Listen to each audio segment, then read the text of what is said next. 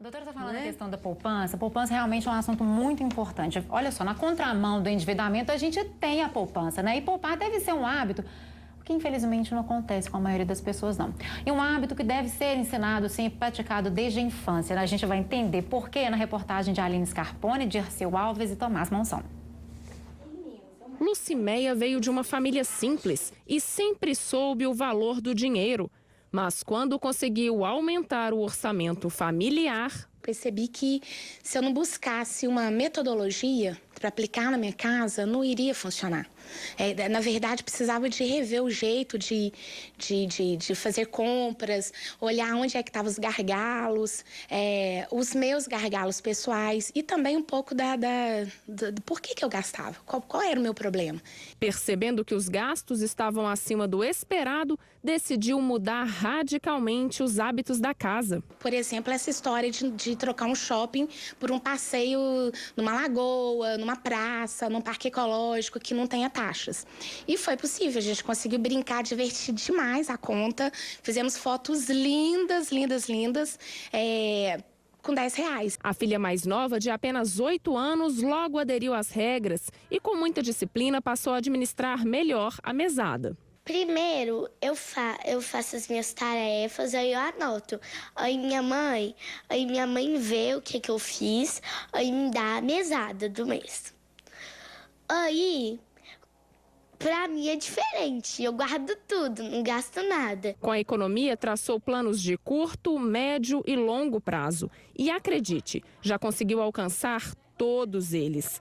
Nessa livraria, o que não faltam são livros que falem de educação financeira. Mas um assunto que pode parecer complicado vem sendo tratado de forma leve e atrativa, justamente para incluir os pequenos no universo econômico. E crianças mais equilibradas nas contas podem se tornar adultos menos endividados. Quanto mais cedo eu começo a ajudar, deixar que meu filho tome decisões econômicas, eu estou ali do lado dele para poder acompanhá-lo, mais rápido ele vai aprender a lidar com suas decisões econômicas. Porque o que acontece no mundo? Eu quero sempre comprar alguma coisa, o desejo é muito grande. Isso está no jovem, está em você, está em mim, está em todos nós. Então, se eu tenho que educar. A educação é para educar, para que eu possa fazer o quê? Se de um lado eu tenho os desejos que são ilimitados e do lado que eu tenho os recursos que são limitados, eu tenho que educar os desejos. Lembra da Vicky? A leitura preferida dela é esta aí. Como um passarinho construindo um ninho de galinho em galinho, se guardando dinheiro de pouquinho em pouquinho, é possível construir o sonho que tem preço. Entre uma lição e outra, ela sabe que precisa planejar para investir na carreira. Era uma vez um lugarzinho no meio do nada, com sabor de chocolate e cheiro de terra molhada. Quantas pessoas? A Vicky tá dando exemplo pra gente aí, até pra dar pra cantar mesmo, viu, Vicky? Agora vamos mostrar aqui um pouquinho como é que é essa questão, como é importante trabalhar essa questão da poupança. E aí pra gente ver que é um pouquinho cultural. Nós, brasileiros, temos o hábito aqui, de acordo com um infográfico da revista Veja, de poupar cerca de 7,6% daquilo que a gente ganha, da renda. Pega a sua renda, tira os impostos, que são altos, o que sobra, em média, o brasileiro tem esse hábito aí de poupar 7,5%. Alguns outros povos têm hábitos parecidos com o nosso. Por exemplo, a gente até está ganhando dos americanos, que tem o hábito de gastar um pouquinho mais. Para surpreendermos aqui, que a gente estava até discutindo antes, os japoneses tiveram uma mudança no perfil cultural e estão poupando apenas 2,6%. Daqui a pouquinho a gente explica um pouquinho por quê. Agora, perto dos asiáticos, por exemplo, o nosso índice vai lá embaixo, né? Porque na China, em média, o trabalhador chinês, ou as famílias chinesas, poupando tudo, poupam, né, 39,7%. É um pouco cultural, quer dizer, pouco não, é bastante cultural essa questão da nossa história, né? Eu diria que são um pouco incomparáveis, né? Na China, não necessariamente quem poupa são as pessoas, né? Então, os governos, as empresas, o cálculo da poupança é um cálculo que ele é em cima do PIB, então a gente não sabe exatamente quem é que está poupando. No caso brasileiro, eu diria o seguinte, nós estamos vivendo uma condição meio excepcional, nova e boa, né? Que as pessoas que antes não podiam comprar, por exemplo, eletrodomésticos, agora estão comprando. Né? Eu tenho uma amiga, por exemplo, que na casa dela tem 2 geladeiras, uma do lado da outra. E não é dizer que as duas são cheias, não.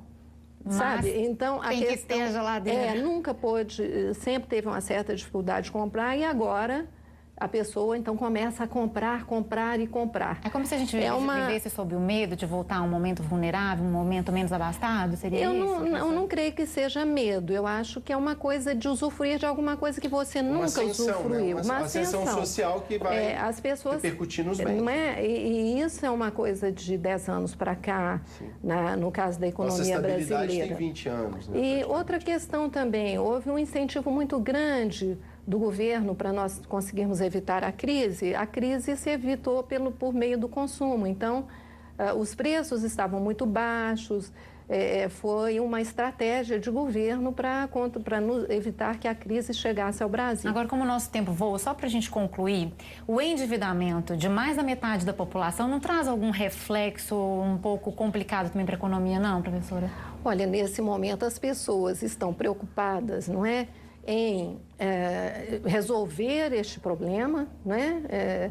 Estão começando a aprender que elas têm que ter controle sobre os orçamentos, que elas têm que priorizar, planejar, deixar de comprar assim tão irrefletidamente. O modelo do consumo já se superou, é hora de repensar. Isso, os preços estão subindo, né? Porque nós temos aí uma volta da inflação. Natal também chegando, tem Natal chegando. Né? Quer dizer, eu acredito que o que pode acontecer é que nós tenhamos perdido um fôlego de consumo. Pode haver uma retração no consumo. Então, para a gente terminar, só essa dica para que as pessoas estão planejando, você falou muito bem, Raquel, sobre a questão do Natal. Quem está com um dinheirinho parado, por alguma economia, ou porventura já está pensando no 13º, está com um pouquinho de folga, o momento agora é de zerar as dívidas, mesmo que elas já estejam. Vale a pena abater os financiamentos e tentar entrar 2015 com a conta azul, né? mais azul, assim, ou vale a pena esperar, já que, por exemplo, os contratos já estão negociados? Eu vi algumas pessoas perguntando sobre isso. Eu tenho um financiamento de veículo e está prefixado. Se houver uma mudança na economia, de certa forma eu vou ter uma vantagem, porque o meu contrato é prefixado. Então não vale a pena eu amortizar. Mas nesse momento, vale ou não vale a pena? Bom, eu diria que as pessoas, quer dizer, se elas têm algum dinheiro guardado e elas têm um endividamento que não está controlado, quer dizer, que não faz parte de um cálculo de orçamento e que o que ela recebe é suficiente para ela pagar e esse dinheiro vai chegar, né, um 13º, se ela puder renegociar a dívida, é interessante. Agora, vamos nos lembrar também que a hora que vem o 13º, vem outras contas para pagar, né? Vem aí IPTU, IPVA, não é? Os 13º que a gente eventualmente também tem que pagar, enfim. As pessoas, na verdade, o que as pessoas devem fazer, eu acho que não é uma questão de um mês no ano, mas é criar um hábito, uma educação de controle de orçamento. Verdade. É chato, toma um pouquinho de tempo, é um pouco aborrecido de fazer, mas vale a pena. É como se fosse, digamos assim, nós que trabalhamos por hora, né? Quer dizer, os professores trabalham por hora, você vai remunerar muito bem essa hora que você gastar aí, né? Essas horas com controle de orçamento, com planejamento, priorização e também, se possível, negociação em cima de dívidas já, né, acumuladas aí. Tá anotado. Muito obrigado pela entrevista. A gente pegou esses pontos. Por nada, foi um prazer. Obrigado, eu que agradeço. Nós depois